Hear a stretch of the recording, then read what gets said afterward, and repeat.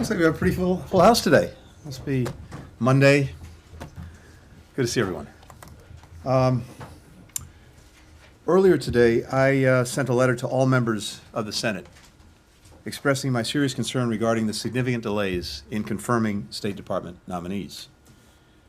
As I made clear in the letter, these delays are undermining our national security, and they're weakening our ability to deliver for the American people.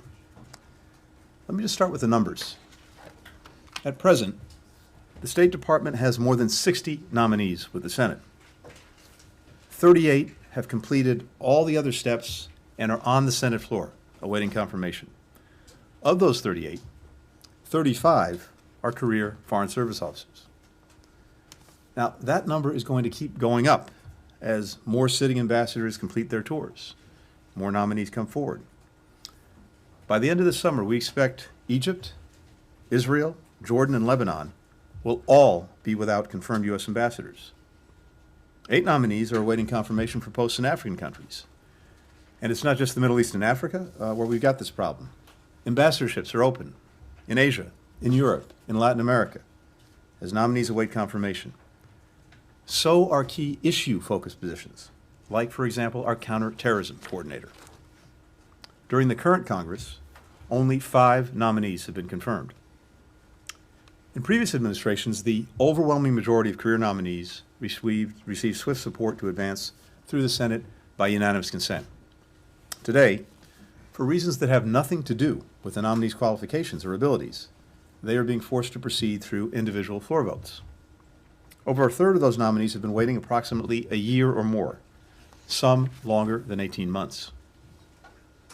These nonpartisan public servants have served for decades across Republican and Democratic administrations. They represent our most skilled, our most seasoned diplomats. Their talents are the products of generations of investment by American taxpayers. To defend U.S. national security, to sustain and strengthen our alliances and partnerships around the world, to ensure that our foreign policy is advancing the interests of the American people, we need our best possible team on the field.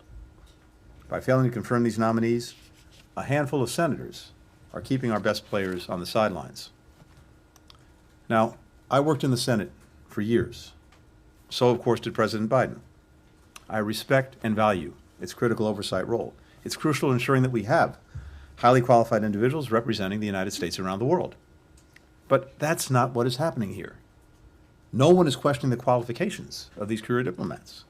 They're being blocked for leverage on other unrelated issues. It's irresponsible, and it's doing harm to our national security. Confirming these nominees matters. As every member of Congress knows, our ambassadors are the face of the United States in the countries where they serve, are leading advocates for and with foreign governments and citizens. We have extraordinarily dedicated and qualified career officers who are serving as chargés in these countries where the positions are left open, and I'm immensely grateful for their service. But all of them would tell you the same thing. There is a difference between a chargé and a confirmed ambassador. Foreign governments know that ambassadors carry the full weight of the President of the United States and the United States Senate. As a result, ambassadors often have greater access and influence which they can use to advance the interests of our country. Here's who loses out when we don't have a U.S. ambassador in place in a given country. American companies, investors, and entrepreneurs who want to do business there. American citizens who live in that country or experience an emergency while they're overseas. American students who study there. American tourists who visit. And the citizens of those countries who yearn for and benefit from deeper ties with the United States and with our people. Our department and the entire U.S. government lose out as well. Not having a confirmed ambassador in a given country makes us less effective at advancing every one of our policy priorities, from getting more countries to serve as temporary hubs for SIV processing, to bringing on more partners for global coalitions like the one we just announced to combat fentanyl, to support competitive bids for U.S. companies to build 5 and 6G networks and other critical infrastructure projects around the world. We also lose sight to the insights into countries that our ambassadors uniquely can develop through the unique relationships that they have at the highest levels of government, business, civil society. Now, Here's who benefits from failing to fill these essential positions: America's adversaries. Only our adversaries, who are constantly looking to exploit any weakness or any opening to their advantage. The refusal of the Senate to approve these career public servants also undermines the credibility of our democracy. People abroad see it as a sign of dysfunction, ineffectiveness, inability to put national interests over political ones. These unnecessary delays also weaken the State Department as an institution, something I am charged with upholding and defending. They discourage highly qualified senior officers from pursuing ambassadorships because they don't want to put themselves or their families through this limbo, with their careers and their lives put on hold, as well as the lives of their spouses and their children. These delays also discourage rising officers who see the pinnacle of a career in the Foreign Service increasingly closed off to them. It's strange credulity that some of the members of Congress calling most loudly for outcompeting our rivals are at the same time tying our hands behind our back. We cannot and we must not let this become the new normal. These men and women yearn to serve, to do the jobs that they've been preparing for their entire careers. My message to the Senate today is this: let them serve. Put our best team out on the field. Stop harming our national security through unjustified delay and unprecedented obstruction. Let these nominees advance the interests of our nation, advance the interests of the American people. Thank you. Happy to take some questions. Yeah, so just a couple of things on this, Mr. Secretary, and welcome back, by the way. Good to see you. Long round-the-world trip. Just on the Senate, who is being the most obstructionist here in terms of this? And then secondly on this, you know, you have more than 60 nominees, right? But the Pentagon has got 4 times as many who are also being held up. Now they're not ambassadorial appointments; some of them are just promotions. But why should if you're gonna complain, couldn't the Senate Democratic leadership devote floor time to getting through these holds? And then on something completely different, I'm just wondering, since the Black Sea Grain Initiative appeared to die today, I'm just wondering if you think that the Russians have any argument at all. No. Okay. But I'm happy to come back to that. Look, first on the nominations. So Senator Paul has a blanket hold on our nominees. And there are additional holds that we're working through. But we have been working extensively with Senator Paul. We provided documents and other information that he's requested. But unfortunately, he continues to block all of our nominees. And again, the vast majority are career officers. There are other holds out there. I can't speak to their specifics, but I can tell you we're working directly with the officers concerned to try to work through them. You're right. There are 62 nominees in the process right now. Of those, as I said, 38 are on the floor. Of those, 35 are career officers. Now, we managed to get 5 people through. And of the 5 people we got through, 4 we got through as a result of Senator Schumer moving them through the process and taking a huge amount of time of Senate business to get folks confirmed with votes. That is not the way it's been done in the past. It's not the way it should be done now going forward.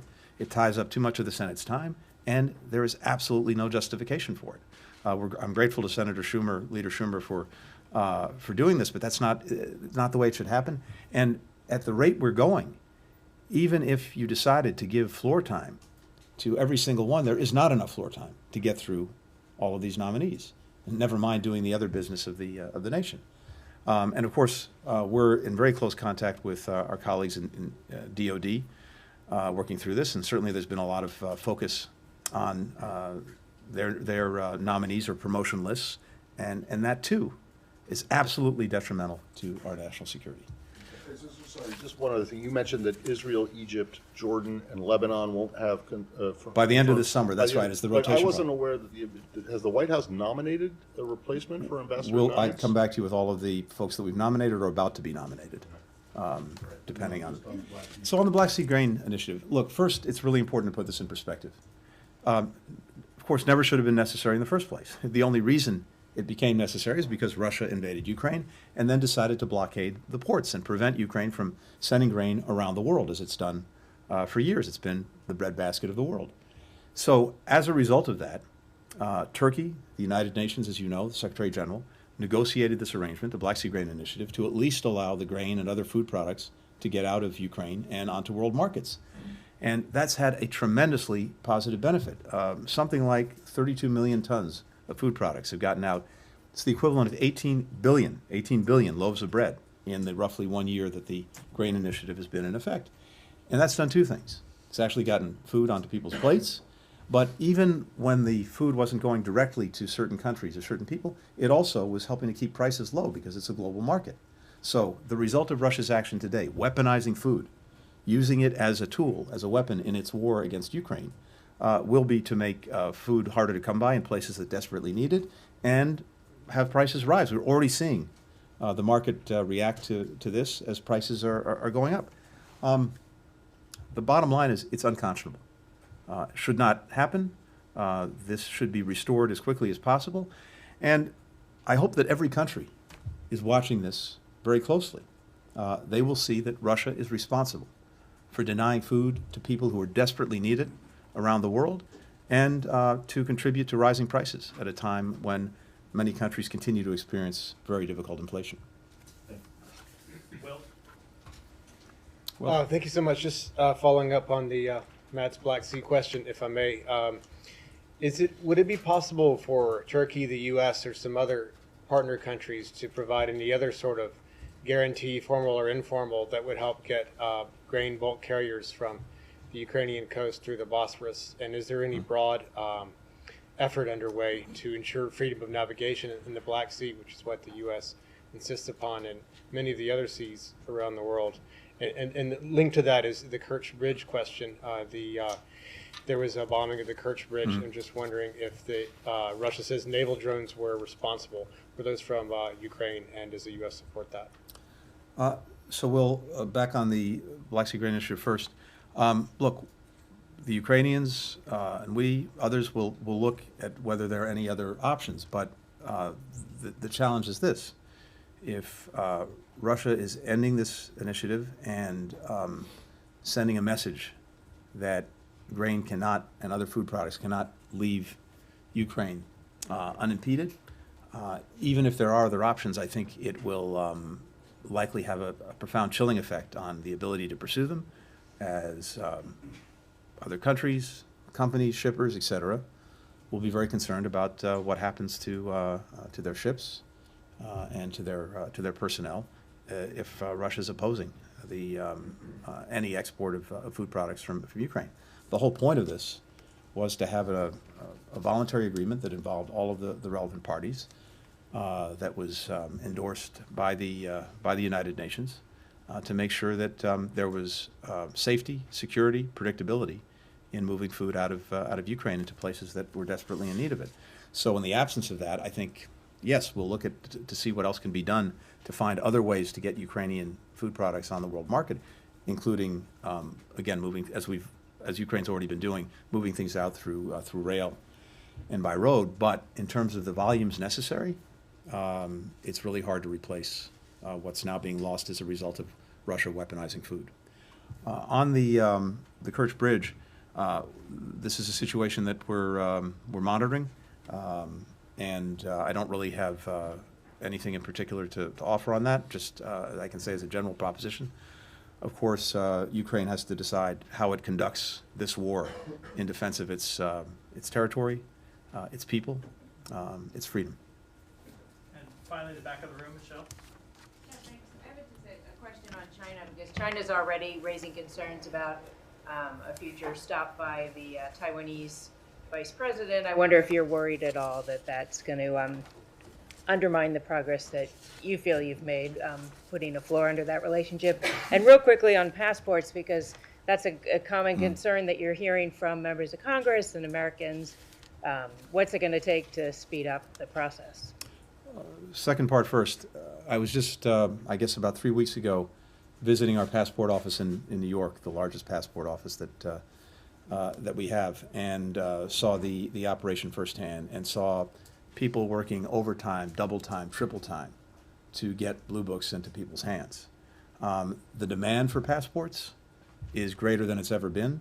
As you know, we basically had to build back up from zero because when COVID hit, the bottom dropped out of the entire program to issue passports here in the United States or to issue visas to those seeking to visit the United States. And so we have been working very hard to build that back up, to bring people in, to train them, to make sure that we were dedicating the resources to it. We will issue more passports this year than in any previous year, but that's just a reflection of the fact that demand is higher than it's ever been. And we're throwing everything we can at this, trying to make sure that people have those blue books, that they're able to travel. And it's something that comes up repeatedly with members of Congress, with folks that I come across. So what I can tell you is, and we can get you the actual numbers, but there's unprecedented demand, there's an unprecedented effort, and we're trying to do our best in getting people their passports. On the potential transit of Vice President Lai, Taiwan, we expect that he will transit the United States on both the incoming and outgoing legs of a trip that he plans to take to Paraguay for the inauguration in Paraguay. This is very routine, given the distances traveled, to have a transit point, and it is fully consistent and common practice. If you go back, 10 vice presidents from Taiwan have transited over the past couple of decades. This will be the 11th and actually the second for Vice President Lai. There is no reason for the PRC to use this transit as a pretext for provocative action. We are committed to preserving peace and stability on the Taiwan Strait. It's critical to regional and, for that matter, global security, as well as prosperity.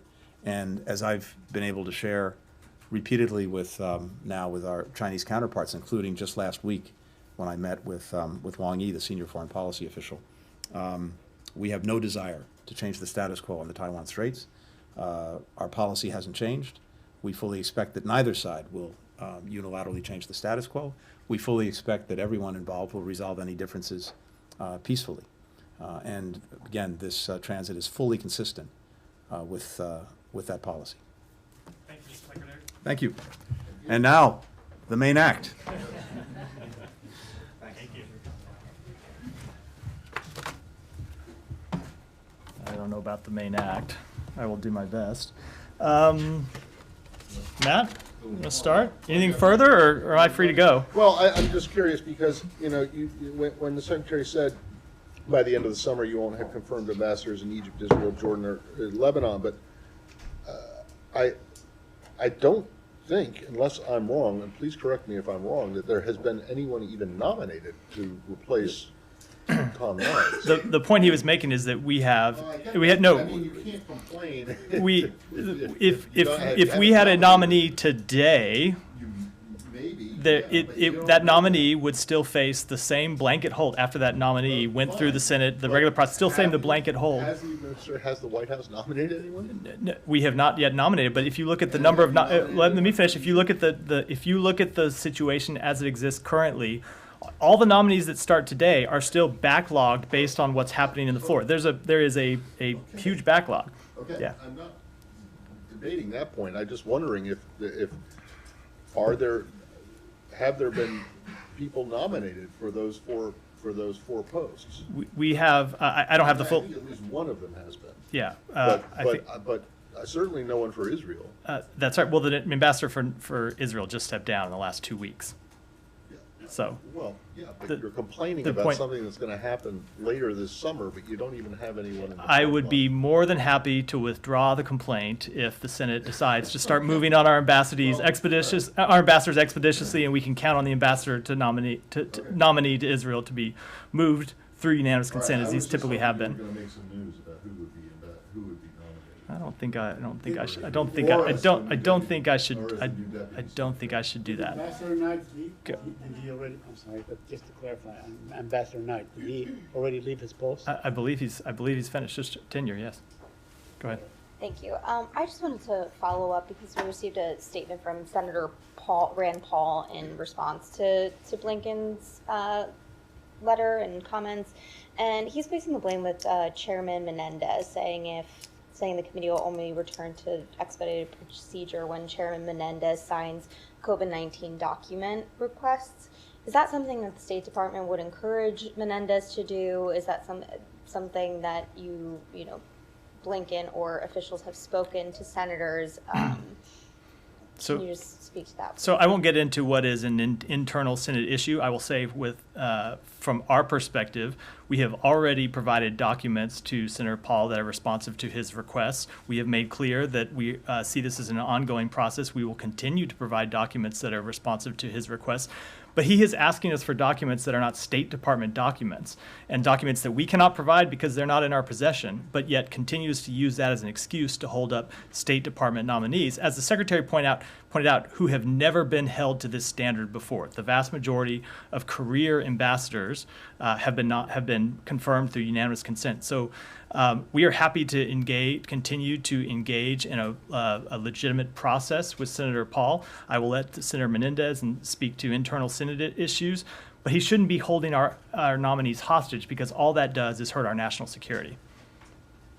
Go ahead, Janie. Thank you, Matt. The UN Security Council failed to announce last week a statement condemning the North Korea's ballistic missile launch violations due to opposition from China and Russia. As long as China and Russia protect North Korea in the UN Security Council, North Korea will not stop its provocations. What solution does the United States have to convince China and Russia? Well, I will just say, as you pointed out, you're right. All of the members of the UN Security Council, except Russia and China, voted to condemn the DPRK's continued violation of UN Security Council resolutions, expressing concern about continued launches and calling for progress for dialogue. We hope the UN Security Council will continue to come together to address the DPRK's actions. And I will say that this is an issue that the Secretary raised in his meetings when we were in China. It's an issue we continue to raise with China, and we would hope that China and Russia would urge the DPRK to come to the table. Second question, South Korean President Yoon made a surprise visit to Ukraine and met with President Zelensky, and President Yoon promised to help Ukraine with military supplies and reconstructions. How can the U.S. evaluate this? We welcome the visit, and we welcomed the President's expression of support. We always think it's important when other foreign leaders can make the trip to Ukraine to speak firsthand with President Zelensky and other members of the Ukrainian government, to see the destruction that has been inflicted on that country by Russia. And we encourage every country in the world to join us in supporting Ukraine. Yeah. Thank you.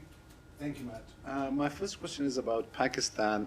Just had its Corps Commanders Conference held today, in which they urged Afghanistan to take care of the terrorist sanctuaries there, which are coming and doing activities in Pakistan. And this is, in 1 week, this is the second time that Pakistan military has openly told Afghanistan to take some action. Otherwise, they are going to take some action against them. Your comments about that? So I don't have any comments specifically on that, but I will say we have made very clear that we believe the Taliban has the responsibility to prevent Afghanistan from being used as a safe haven for launching terrorist attacks. Okay, and my second question is about President Modi and the UAE president had a meeting a few days ago, and they decided to do their trade of over $8 billion and change it into their local currencies. We are seeing a big twist in the dollarization value decrease over there. Is the U.S. paying any attention to that or doing any steps on that? We are, but I don't have any comment on it. Saeed. Thank you. A couple questions on the Palestinian-Israeli issue.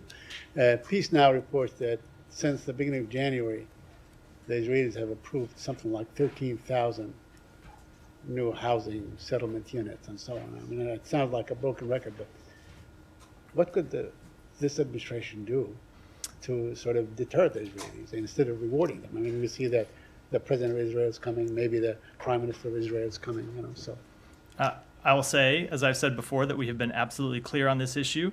The United States opposes such unilateral actions that make a two-state solution more difficult to achieve and are an obstacle to peace. That includes settlement activity.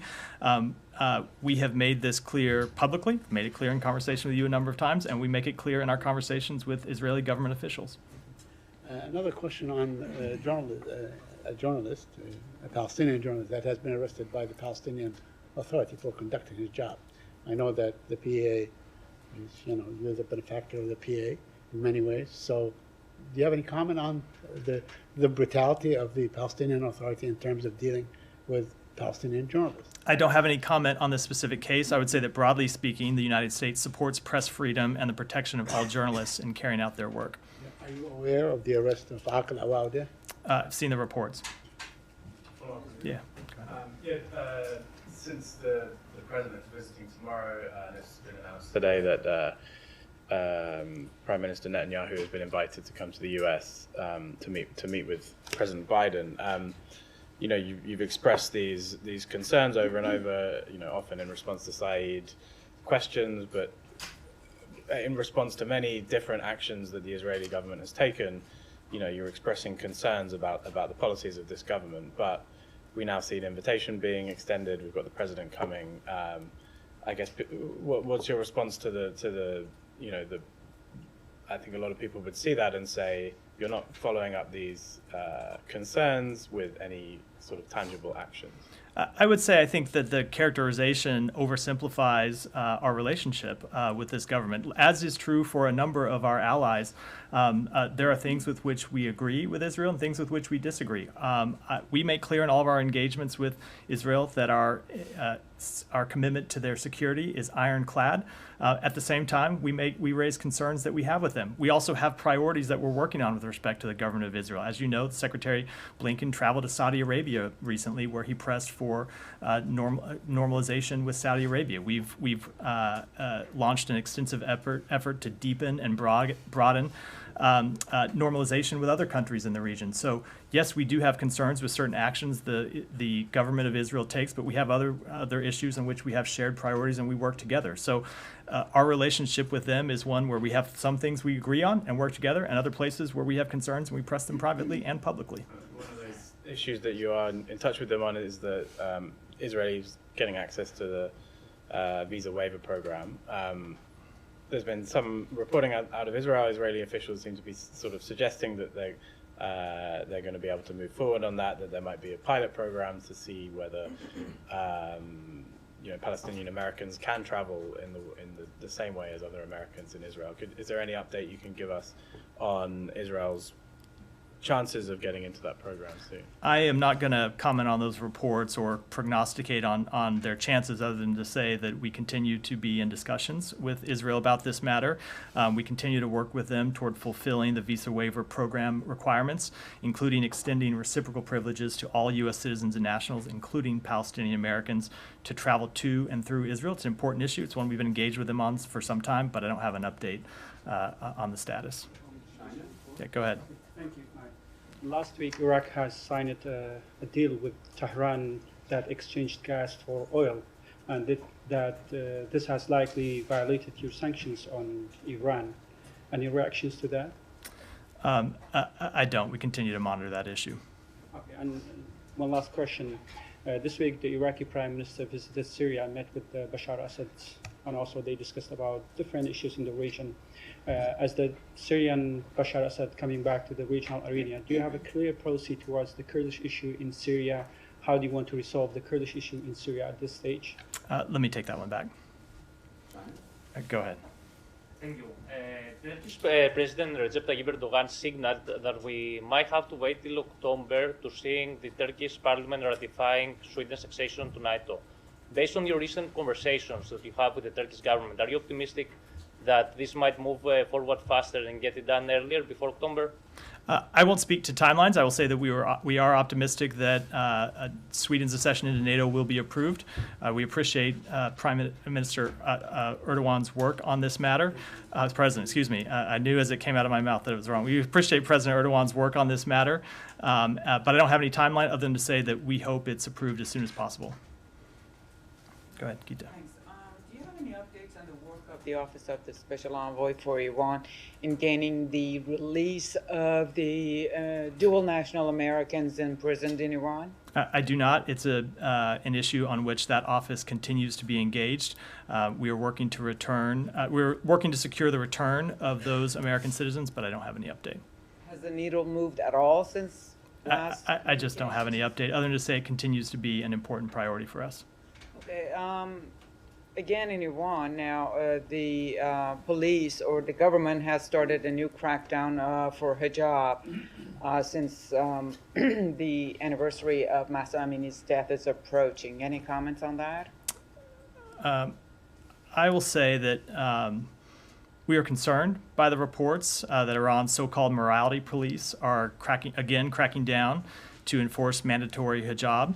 It seems the regime has learned nothing from the recent protests, and we believe that women and girls everywhere should be allowed to wear what they want. Yeah, go ahead. Yeah. Thank you. Kosovo Prime Minister Albin Kurti has stated that Kosovo Police is the extension of the KLA, which, was the militia during the war in the 90s. So if the Kosovo Police, President of Serbia told me in the interview for the Republic today, I'm quoting, he said, if the Kosovo Police is the successor of the KLA, then the legal fact is the KLA and all the groups that emerge from it are prohibited by the UN Resolution 1244. He said that he's going to talk about this with the NATO Secretary General this week in Brussels. My question, do you support Albin Kurti's rhetoric that Kosovo Police is the extension of the KLA? Let me take that one back and get you an answer. Okay, can I ask another? Go ahead. Go follow. Okay. I'll come to you next. Go ahead. So the other thing related to the situation in the north of Kosovo. So President of Serbia said that since the beginning of this year, I'm quoting him, 7 Serbs have been wounded in attacks by the Albanians. And he said these often involved official Albanian figures like police officers or members of Kosovo security forces. And he said no legal proceedings are being conducted against those responsible for targeting Serbian population in the north. So, and he said that NATO must put an end to all these provocations. So are you, as the United States, are going to address the arrest of Serbian population in the north of Kosovo? I will say, I will reiterate what we said before, which is that we urge both sides to take steps to de-escalate and return to the EU-facilitated dialogue. Go ahead. Thanks, Matt. 2 quick questions regarding China. What is President Biden's response to holding China accountable for their organ harvesting, forced sterilization, labor, and abortion of Muslim Uyghurs in Chinese internment camps, as well as Christian persecution, not only in China, but internationally? And then follow up on I will say we have been very clear that we oppose the treatment of Uyghurs in China and have taken steps already, a number of steps to hold China accountable for those actions. Okay, about Christian persecution? And the same. Go ahead. Okay, and then what is President Biden's response to U.S. national security concerns with Chinese companies owning American farmland and businesses? Let me take that one back.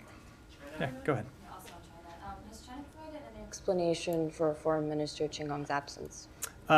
They've said that he is dealing with health issues. Secretary Blinken met at the end of last week with Wang Yi, another one of his counterparts, and expressed his best wishes to see him soon.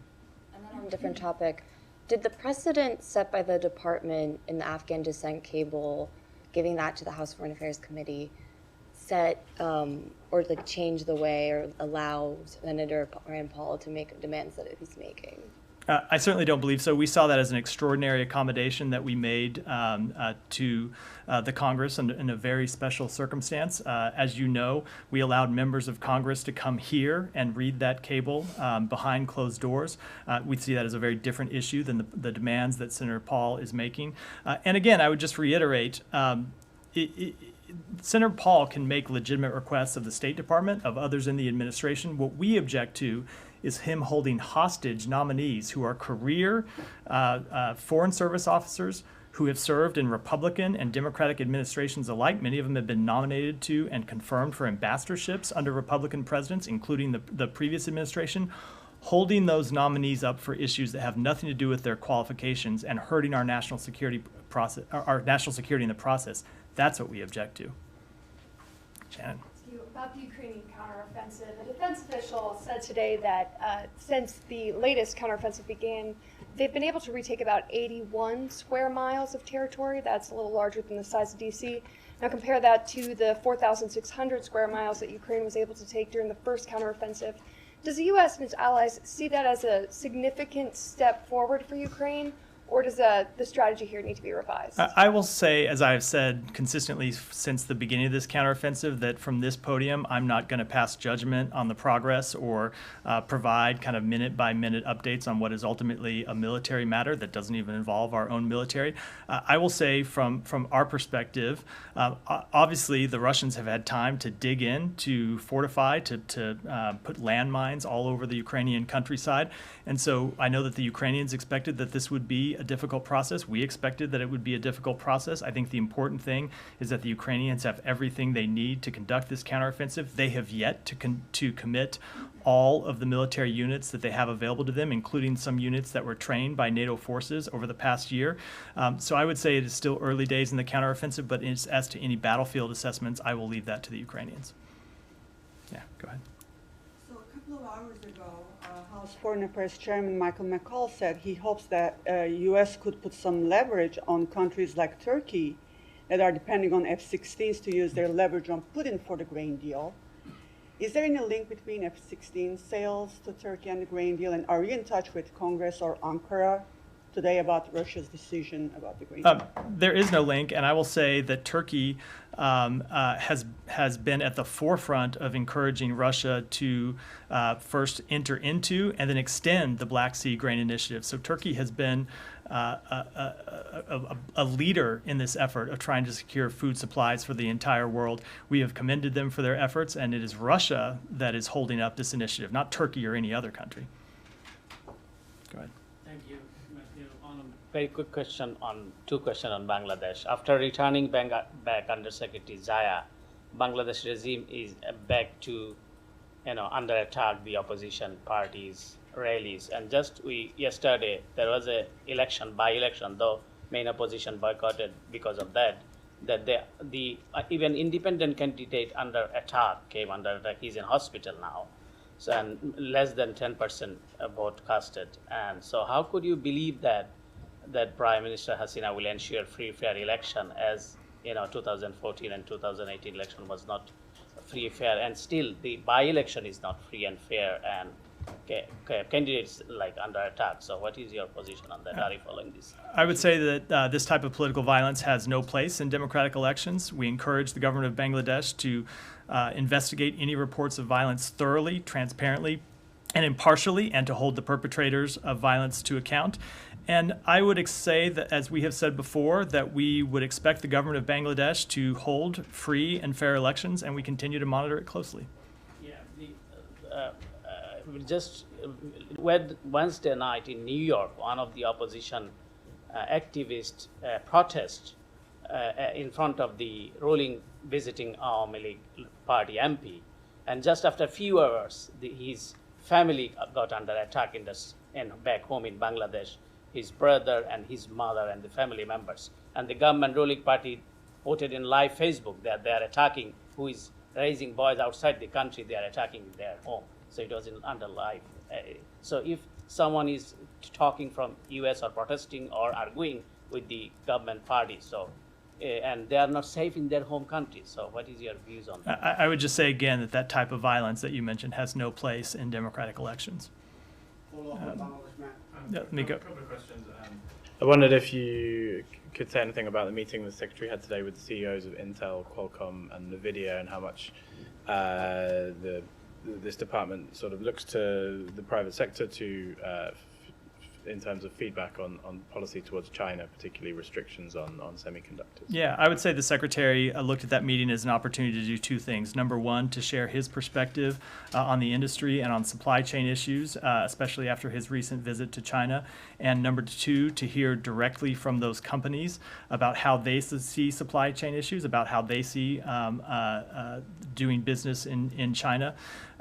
We've seen China recently announce restrictions on the export of materials that are used to construct chips, and so he saw it as a productive meeting to exchange views on those two issues. And just moving on to a slightly different issue, Thailand last week the Parliament was unable to or didn't approve Peter, the head of the Move Forward Party, to become the Prime Minister. I wondered, I know the US has kind of spoken a little bit to the current sort of post-election environment in Thailand, but are you concerned that the party, Move Forward, is the party that won the most seats in the elections in May, that a government, could end up being formed without them being represented? Let me say a few things. First, that the United States doesn't have a preferred outcome in the Thai election. We don't support any particular party or politician. What we do support is multi-party democracy and a post-election process that reflects the will of the Thai people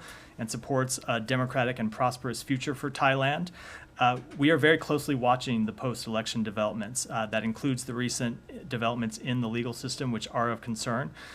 We believe this moment is an opportunity for Thailand to demonstrate its commitment to democracy. And, you mentioned the developments in the legal system that are of concern. I wonder if you could say a little bit more clearly if Mr. Pita is disqualified from taking office, or if the party is dissolved. Does that represent a red line for the U.S.? I don't want to speculate about how we might react to events that have not yet occurred. I will say that we are watching it closely, and the recent developments are of concern to us. Michelle, why don't you go ahead and close this out? The U.S. has attended a meeting in Qatar on Lebanon today, and the meeting included Saudi Arabia, Egypt, France, and Qatar. Do you have any readout for the meeting? We have a statement that is either gone out while I was at the podium or will be going out shortly on this meeting. What I will say is that the 5 countries underscored our commitment to Lebanon's sovereignty and independence. We noted with concern, however, that nearly 9 months after the end of the president's term, Lebanon's political leaders have yet to elect a successor. We also underscored the desperate need for judicial reform and implementation of the rule of law, especially in regard to the 2020 Port of Beirut explosion investigation. And we'll have more details in the statement that comes out soon. Does the U.S. support the elections of the Lebanese Armed Forces commander as a president? We do not take positions on elections. Thank you. Thank you.